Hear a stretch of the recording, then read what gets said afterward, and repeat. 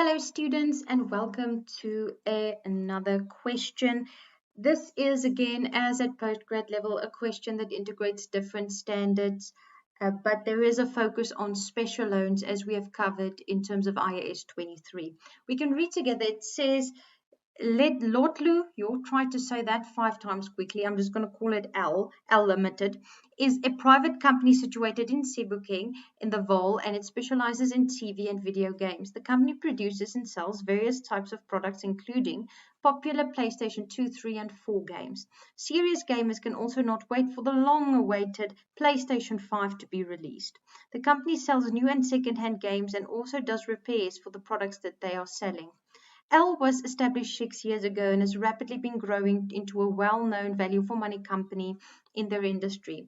As playing TV games was one of your favorite things to do, we need an S there. During study breaks, you were very excited when they phoned you after an interview with the news that you are officially the accountant of this company. The company's year end is 31st December. Then they start by giving you notes with regards to buildings. During 2014, L appointed a production expansion specialist to assist in identifying investing opportunities. On the 31st of August, L purchased a few properties within smaller cities in South Africa with the intention to hold it for either capital appreciation or rental income. L is also exploring the possibility of expanding its branches to these cities in the future. Details with regards to the properties were as follows. Then we have property. It is building 1 and 2 and some vacant land situated in Vanderbijl Park, Secunda and Kimberley. Respectively, they've given you the cost price, the intention of use, and also the useful life on the date of purchase. In terms of building 1, you are told that this building is situated in Vanderbijl Park and it has been acquired for renting out. No changes with regards to the building have taken place since its acquisition. It is still providing a steady flow of rental income. In terms of building 2, the demand for the products of L kept on increasing, and L is not able to meet the demand with the current facilities.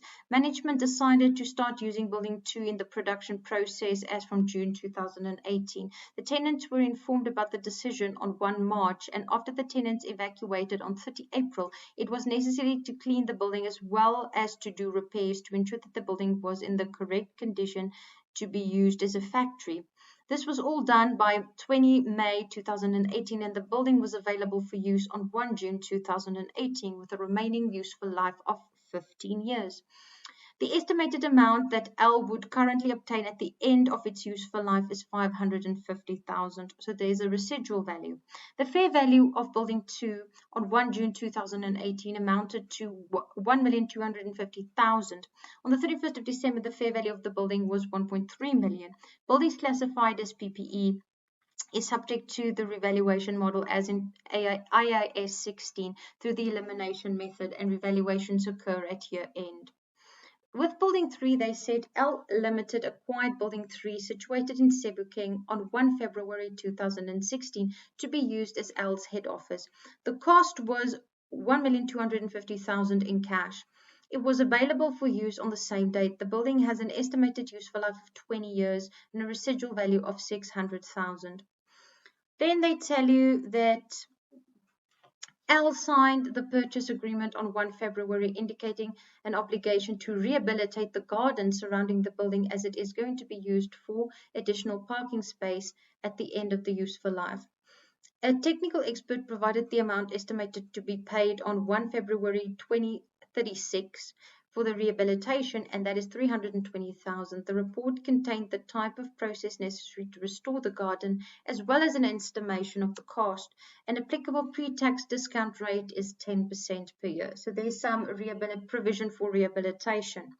The need for a shop situated at head office became apparent as clients often assumed that product sales also occurred at the head office building. Therefore, the management of L decided to expand their building and borrowed 750,000 Rand at an interest rate of 9% per annum compounded annually quarterly, I beg your pardon, from the bank on 30 April 2018 to finance the expansion. This is classified as a specific loan. The loan is repaid on a quarterly basis together with the associated interest over 5 years.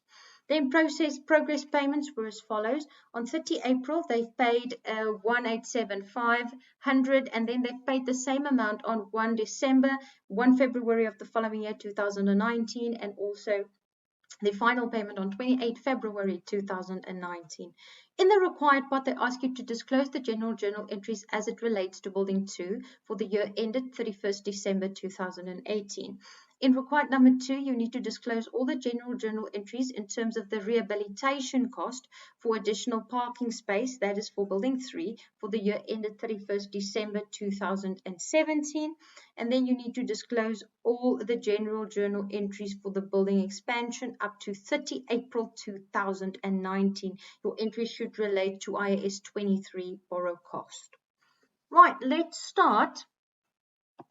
So in the first required part, I just want to ensure that you can read properly.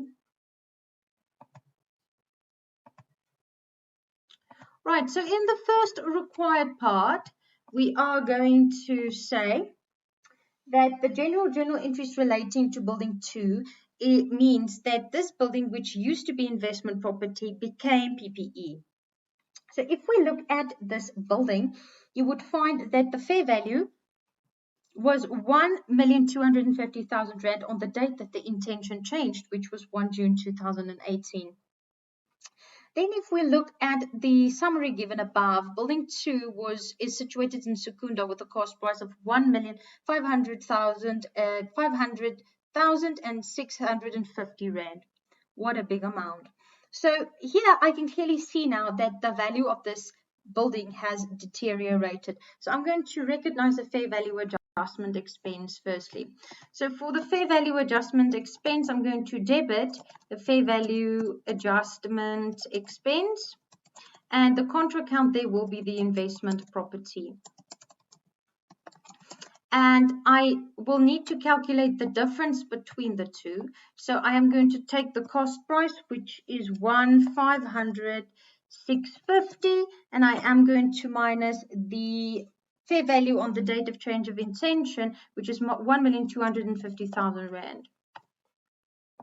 And that gives us 256.50.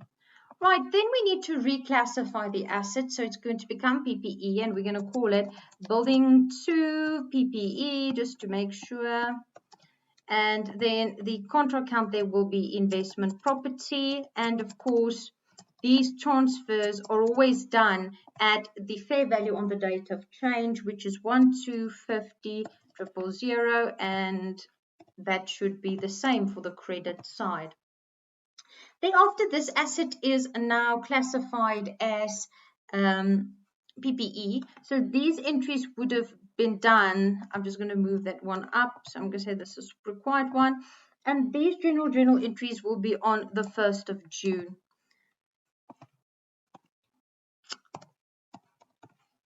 Then we need to go to the year end, which is the 31st of December. And here we need to now have a revaluation, because as you can see, the asset is now worth 1.3 million, and we need to follow the revaluation model. So we need to measure depreciation, then eliminate the accumulated depreciation, and then recognize a surplus or a deficit in terms of the revaluation reserve. So I'm going to start with depreciation. And I am going to have contra account accumulated depreciation on the Building 2.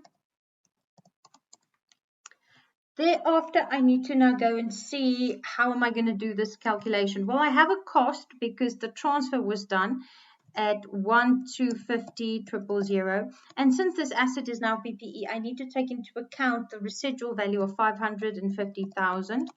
And they tell us, so that we don't have to do any counting, they tell us the remaining useful life. So the remaining life is already given. We don't have to calculate it. Had it been the total useful life, it would be a different story. But they've given us the remaining useful life as 15 years.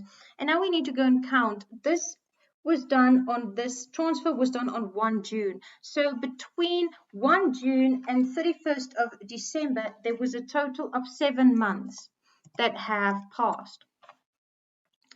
If we do this calculation,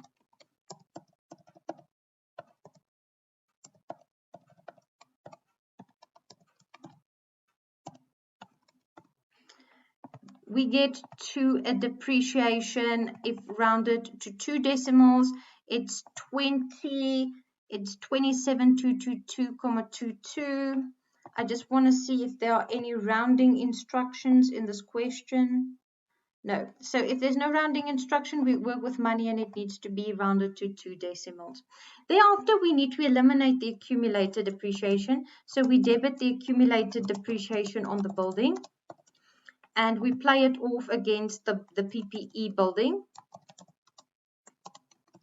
And since this is the only depreciation that has ever been measured on this asset, we are just going to take the amount that we've calculated and we will take it out. So we will make a debit entry against accumulated depreciation.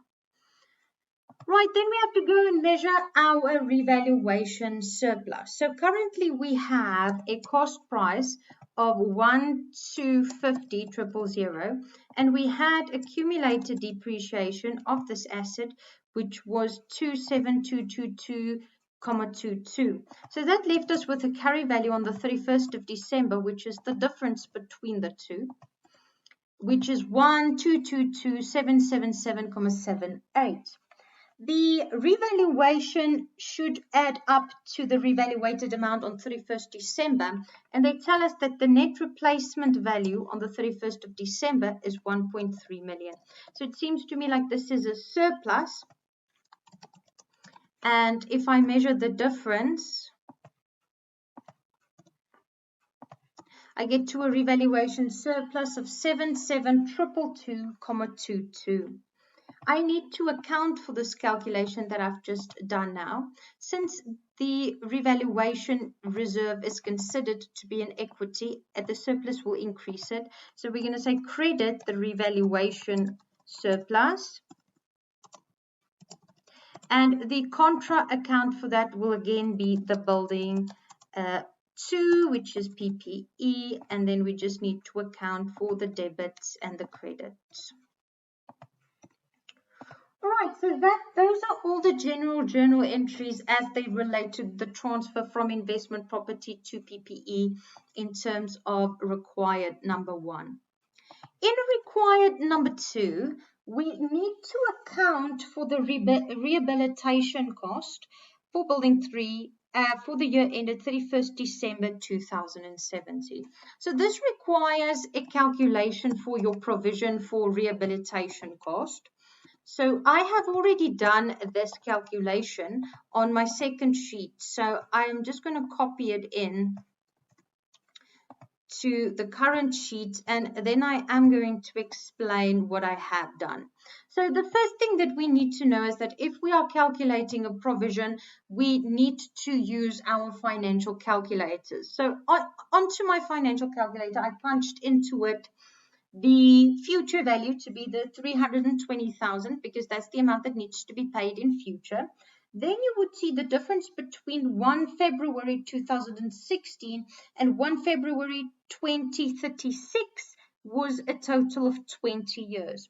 The pre-tax interest rate was given to us as 10%, and then I just compounded computed my present value, and the present value on my calculator said that the answer was 47565,96.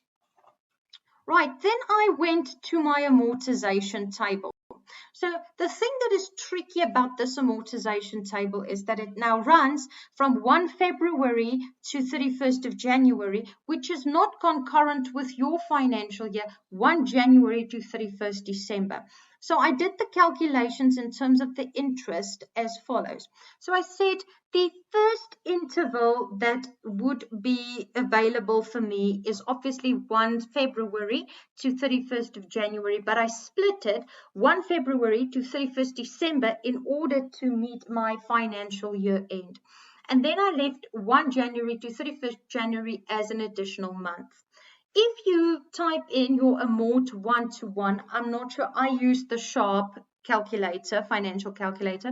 So I just press amort and then it says amort P1 and I press 1 enter. Then I press the down arrow and it says amort P2 and I press 1 again and enter. So that's what the 1-to-1 means.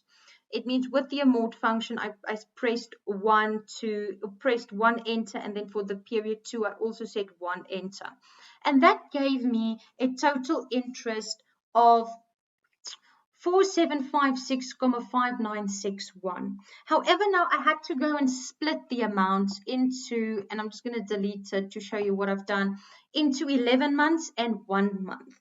So in other words, I said the interest as it relates to 1 February to 31st December, that's 11 months. And the total interest for the whole 12 months is this 4756. So I divided it by 12 and I times it by 11 to get to that answer.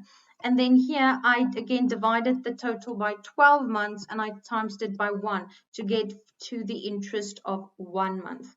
For the second period, it would start then again 1 February. And again, I cut it off at my year end, which is 31st December. That is again 11 months. Although the entire entry as on your calculator runs from 1 February to 31st January. I pressed into my calculator period, amort period 1 to enter, amort period 2 to enter, and that gave me total interest of 5232,2257. Again, I had to go and split it between 11 months and 1 month. So I took the total and I said this should be 11 months that I have calculated 1 February to 31st December, and then the second part should then only be the remaining 1 month. So this is how I did my calculations, and this is how you need to do your calculations when you have an instance where the financial years do not correspond. So you cut it off, the interval needs to be cut off where your financial year ends, and whatever months remain then in that interval, for example, January remained from 1 February to 31st January, the month of January remained, and I calculated it separately. So that's how it needs to be done. Now, when one should do the entry, the journal entry as it relates to the year ended 31st December 2017, you will find the following. We are going to debit the interest expense account, and the contra account to that would be called provision for rehabilitation cost. And now I need to go and show what would be the interest for the period ending 31st December 2017. So the first thing I notice is that this part, January, falls into that timeline. So I'm going to take the 396,38 that I've calculated there, and I'm going to add the first interval of the amort 2 to it, because that's that's February to December. So this is 4796,23. Then I just need to add these amounts together. And I am just going to round to 2 decimals.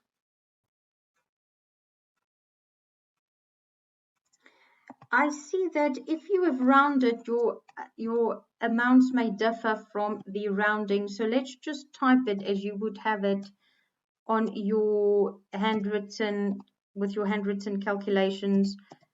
96,23, and we get 5192,61. So this is the interest, or the interest expense, that will be booked to your provision for rehabilitation cost for the year ended 31st December 2017. So this was quite interesting because the financial years did not correspond.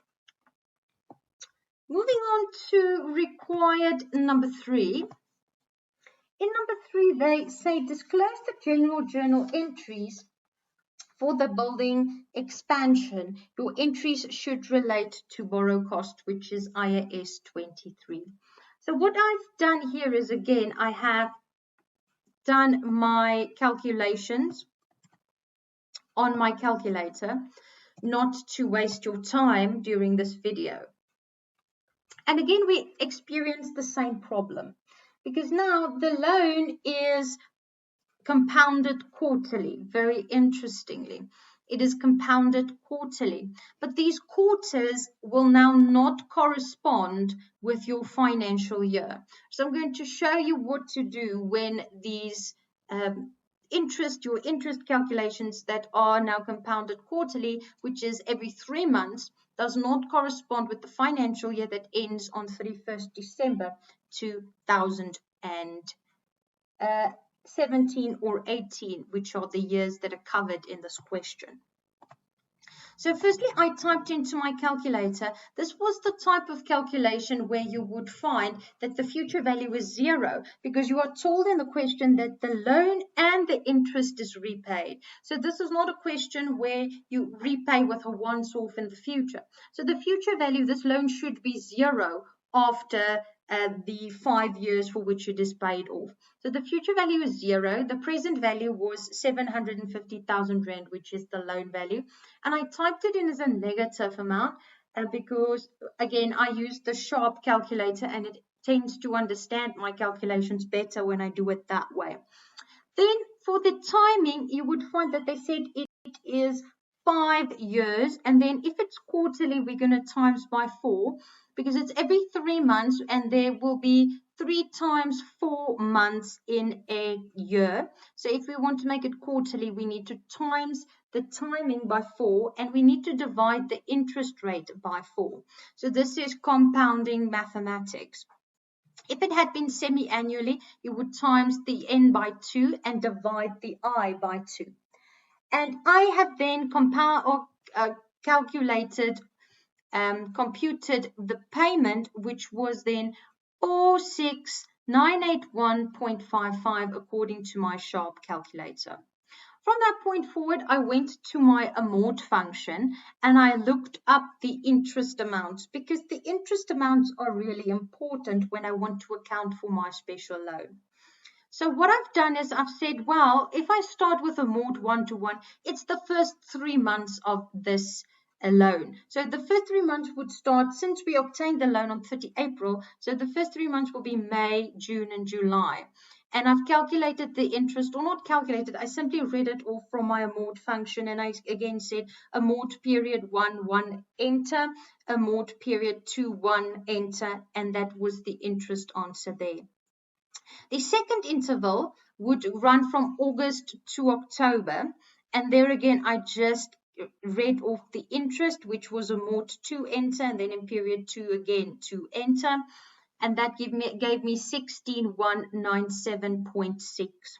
The problem occurred in terms of the third interval. So the third interval had to run November, December, and January. However, our financial year end was 31st December. So I cut it off on 31st December and then did January separately. So if I put in amort 3, enter, amort 3, enter, you would find that the total interest for the third period was 15,504.96. However, I went and I split it into 2 months and 1 month respectively so that I could accommodate my year end, which does not correspond with these intervals. So for the first interval where I cut it off, 1 November to 31st December, I took the total, I divided it by 3 months because a quarter is 3 months, and by 2 because there were 2 months in this interval. And then obviously the remaining month would just be the difference, or you could just divide the 15,504.96 by 3. Then in the amort 424, which would be the next period, was February, March, and April. Again, I cut it off February. Why did I do that? Because February 2019 is the time where the capitalization of this interest needs to stop. Because if you look at the question, they tell you that they start with this, they start on 31st of April. So that is where, or 30 April, I beg your pardon. So that's where the capitalization will start. And then they stop on 28 February. So that is where the capitalization needs to stop, 28 February 2019. So I calculated my interest to take this into account. So again, what I've done is, if I say amort 424, again, amort period 1 for enter, then amort period 2 for enter, I get that the total interest for those 3 months accounts to 14,796,47. So in order to accommodate this period where we stop the capitalization, I've again split it into 1 month and then 2 months. So the 1 month was the 14,796 divided by 3, and then the March to April, which was the second interval that I created there, was the 14,796 divided by 3 times 2. And so I cut it off. If you have a calculation like this and the financial years do not correspond, you need to cut it off at year end, and then also where you stop with the capitalization of the interest. So having filled this out, we can now go to our actual journal entries.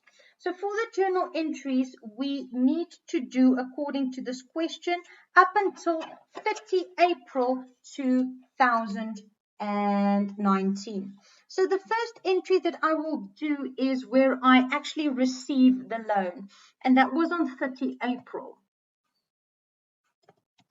On 30 April, we receive a loan, so I'm going to say I increase my bank account and I increase my loans. And the amount of the loan was 750,000 Rand, and it should be equal to the present value in accordance with IFRS 9. Then thereafter, the first thing that I can see that happens was that we had to make a payment on 30 April as well. So I am going to say I capitalize it to building 3, because building 3 is being expanded with this loan, and then it's going to have the money out of my bank account, and that was a total first payment of 187,500. The next entry that I need to make is to account for my interest and my payment, and the first interest and payment will be due on 31st of July 2018. So on July 31st, we need to make our payment. So the first thing we do is we need to recognize our interest. But interest is now accumulated during the time that this expansion and this construction is going on, so we are allowed to capitalize it in terms of IAS 23. So yeah, I'm going to say I increase my building 3, and I am going to play it off against the loan, and the interest there was the 16,875. Then, of course, after 3 months, the first loan payment is also made.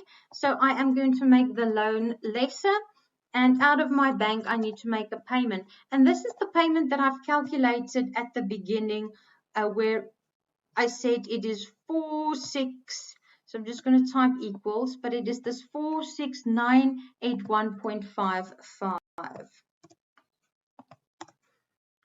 Right, the second entry that I would have to make is the second time that the interest is due, and that is on 31st of October. And again, we're going to have the same entries now, but with different amounts, of course. So I'm just going to copy the entries. And for the building, the loan interest that we need to capitalize, there's the 16,197,6. I'm just indicating it in both the debit and the credit. Then for the loan, we need to make a payment, and the loan payment is always the same as we originally calculated with our financial calculators. Then we need to go and see when is the next interval. It's 31st of December, but before we get to 31st of December, there was another payment made. So I'm just going to copy this one because it's the exact same entry, but it is on the 1st of December. And here we make a payment again to the construction company in terms of a progress payment. Thereafter, we are on year end, which is the 31st of December. And now we're going to use the following entry. The payment of the loan is not yet due. The payment of the loan is only due on 31st of January. So what we need to do here is we need to account for the interest. And we account for the interest because this is the accrual concept, right? So up till the 31st of December, this is the interest that we had incurred. So we need to show the interest portion of this loan. And thus we're going to use that entry. And we're going to take the interest up till 31st December, which was the 1033.6.64 that I have calculated there.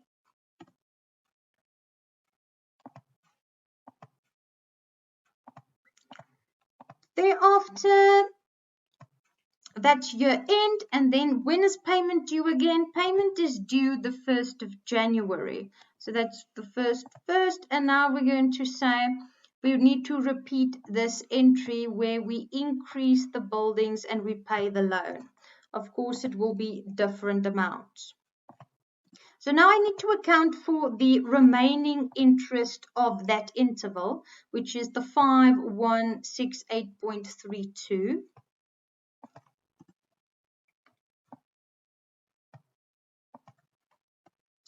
And I need to account for the payment that is due, and the loan is reduced by the payment that we have calculated at the very beginning of our calculations. So that is 1 January 2019. Then we are on the next payment, I believe. And the next payment is made on 1 February. And again, I'm just going to say building 3 needs to be increased.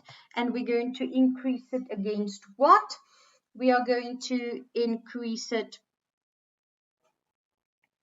against the bank account because we pay an amount from the bank account. And it is always the same amount. So I'm just going to scroll back, and it was this 187,500 in every instance. We just try again.